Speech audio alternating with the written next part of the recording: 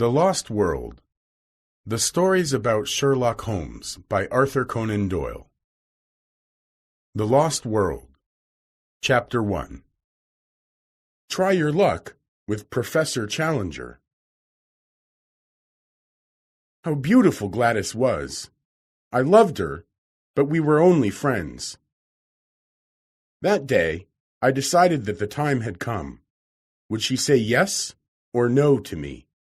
When we were in her sitting room, near the warm fire in her house, she looked at me with her beautiful dark eyes and said, "I think you are going to ask me to be your wife, Ned. Don't do it." "But why can't you love me, Gladys? Is it my face, my figure, or what?" "No, it isn't that," she said at last. "I'm in love with somebody else. It's nobody, only an ideal." "What is your ideal?"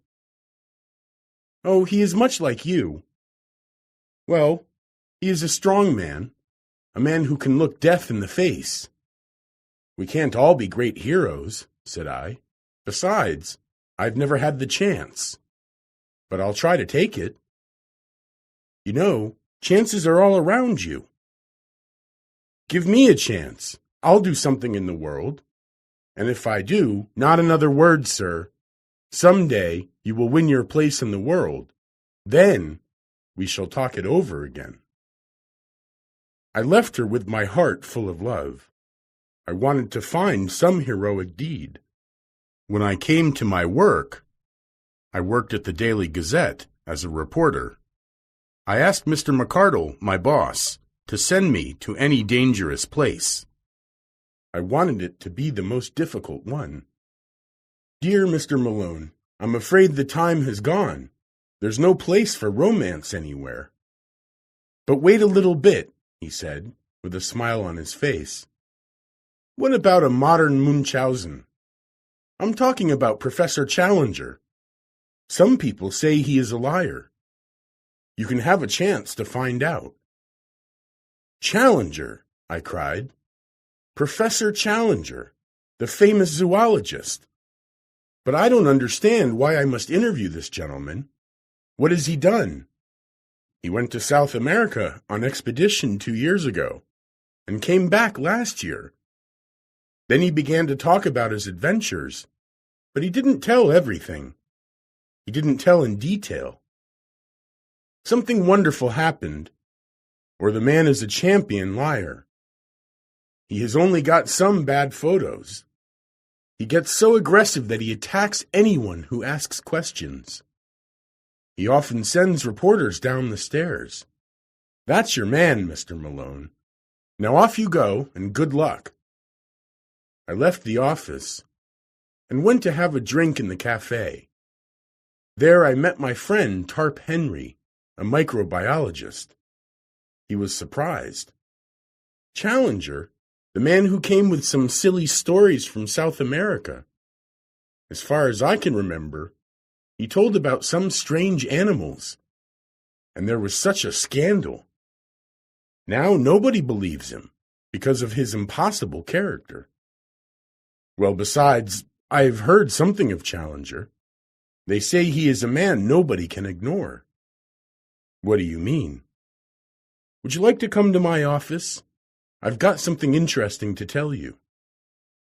Half an hour later, I was in his office with a thick book in front of me. It was the professor's lecture, written for a scientific conference. I couldn't understand a word, but it was clear that the professor spoke to the audience in an unfriendly way. Then I had an idea to write a letter to the professor and send it with my friend's address on it. When the letter was finished, I read it to Tarp. The letter said that a poor student of nature, that was me, asked for an interview with the professor. He wanted to discuss some new scientific problems. "Well, not bad, really. But what are you going to do then?" asked Tarp. "To get there, when I am in his room, when you are in his room, you need a gun or something like that to save your life. Remember, He is a dangerous character. Everyone hates him. On Wednesday, I found a letter waiting for me. I took a taxi, and in 20 minutes I was in front of a nice big house. An old servant opened the door, and I came into the house. In the corridor, I met a small, bright woman with dark Italian eyes. "One moment," she said. "May I ask a question? Have you met my husband before?" "No, madam."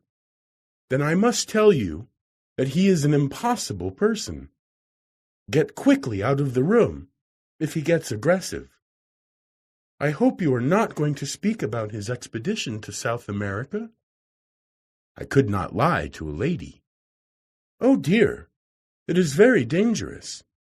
You won't believe a word he says, I'm sure. But don't tell him so, because it makes him very angry.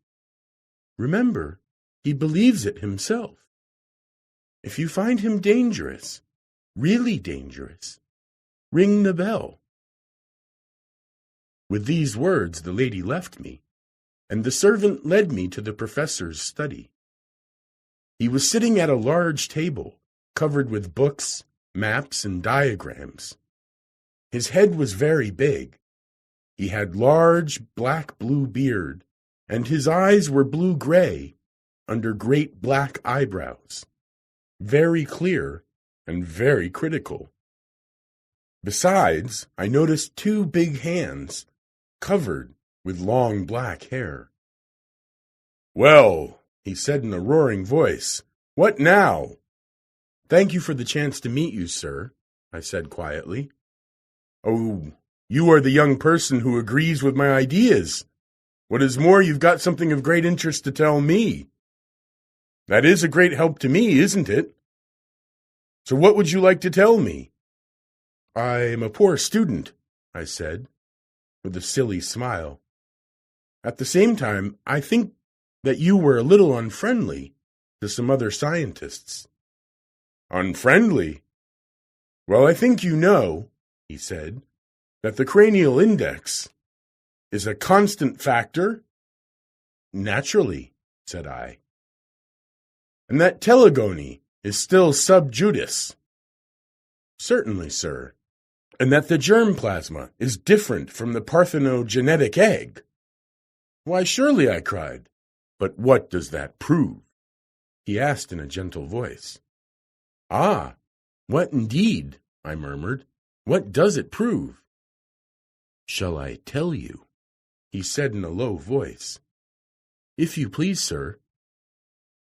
"It proves," he roared with a sudden anger, "that you are the journalist who has no more science in his head than he has truth in his reports."